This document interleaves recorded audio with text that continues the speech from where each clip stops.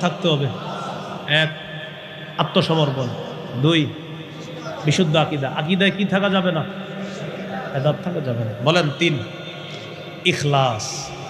আমার সব কাজ হতে হবে ইখলাসের সাথে। এটা ৩ নম্বর। নাসাইর বর্ণনা ৩১৪০ নম্বর হাদিস।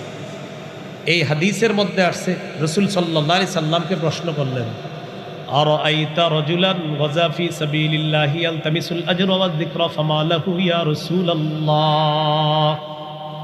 ইয়া রাসূলুল্লাহ, এক ব্যক্তি আল্লাহর রাস্তায় লড়াই করেছে। লড়াই করার পর এই ব্যক্তির উদ্দেশ্য হলো দুইটা।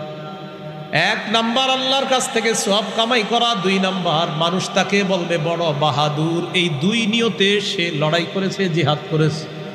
ফামা লাহু ইয়া রাসূলুল্লাহ, হুজুর সে কি পাবে আপনার কাছে জানতে চাই।